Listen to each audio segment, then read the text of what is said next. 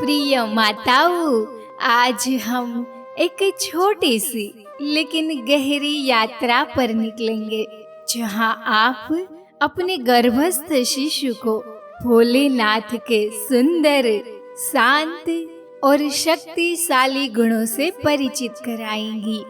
याद रखिए, ये शब्द केवल शब्द नहीं, ये वो पवित्र संस्कार है जो माँ की गोद से निकलकर सीधे बच्चे की आत्मा में उतरते हैं। तो आइए कुछ पल खुद के लिए निकाले। आप चाहे तो इस संवाद को बैठकर या लेटकर दोनों तरह से कर सकती है।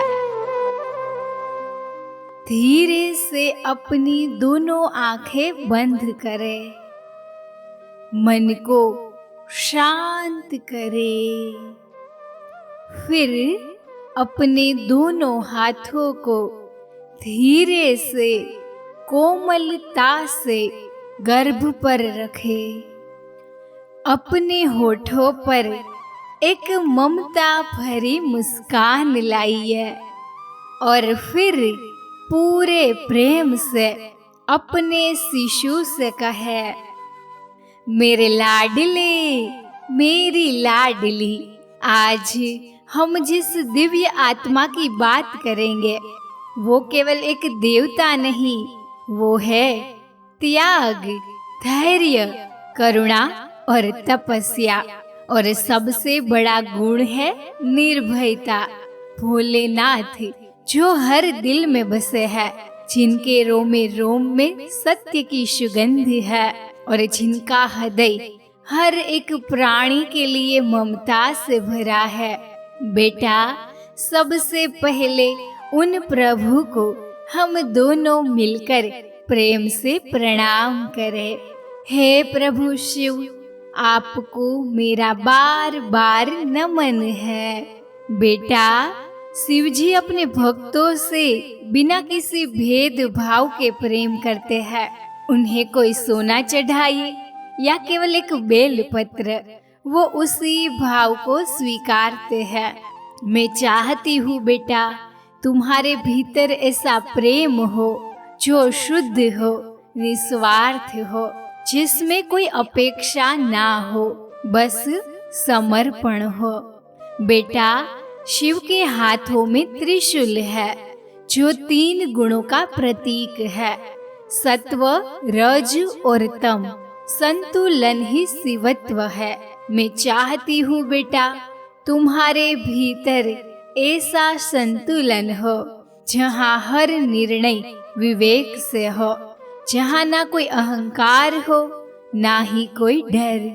बेटा, शिव जी के गले में नाग है, लेकिन वो उनसे डरते नहीं बल्कि उन्हें अपना बना लेते हैं। तुम भी जीवन में डर से लड़ना नहीं, उसे समझना, स्वीकार करना और फिर जीत जाना। तुम भोलेनाथ की तरह निर्भय बनो।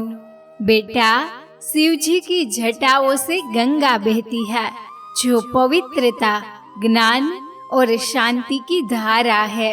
बेटा, तुम भी जीवन में पवित्र विचारों की गंगा बनो। जहाँ जाओ वहाँ मन की शांति फैलाओ, जहाँ बोलो वहाँ मधुरता बहाओ। बेटा, शिव जी के मस्तक पर चंद्र है जो सिखाता है मन को शीतल कैसे रखे।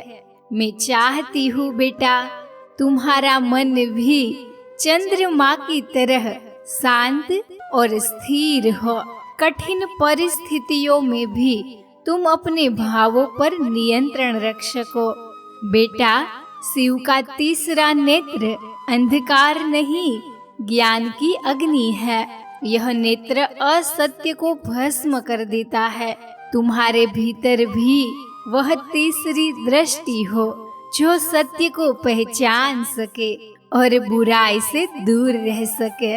बेटा, शिव का नटराज रूप वो केवल नृत्य नहीं बल्कि जीवन की हर गति का उत्सव है। बेटा, तुम भी आनंद में रहो, हर दिन को उत्सव की तरह जियो। प्रकृति से प्रेम करो और उसके हर रूप का आदर करना सीखो। बेटा, जब संसार में विष फैला था तो शिवजी ने उसे स्वयं पी लिया ताकि संसार बच सके। मैं प्रार्थना करती हूँ तुम भी दूसरों के लिए सहनशील बनो। कभी किसी का दुख अपने भीतर समेट सको, पर अपने मन को शांत रख सको।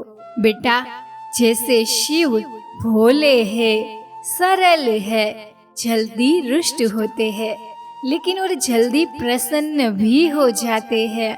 बेटा, तुम भी सरल बनो, ना जटिल ना कपटी, माफ करना जानो और अपनों को अपनाना भी। बेटा, शिव का घर है कैलाश, जहाँ बर्फ है, शांति है और स्थिरता है। तुम्हारे भीतर भी वह कैलाश हो, जहाँ विचार शांत हो, मन स्थिर हो और आत्मा अचल हो। मेरे लाडले, मेरी लाडली, आज जो कुछ भी तुमने सुना वो सिर्फ एक कहानी नहीं, वो तुम्हारी आत्मा का संस्कार है। तुम शिव के अंश हो, तुम में वही सामर्थ्य है, वही सरलता और वही दिव्यता है। चलो बेटा, अब दोनों मिलकर एक मंत्र बोलते हैं जिसमें माँ का आशीर्वाद और शिशु की आत्मा का प्रकाश समाया है।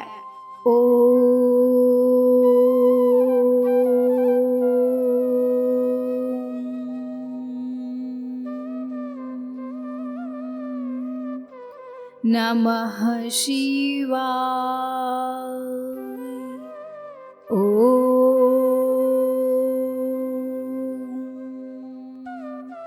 नमः शिवाय। ओम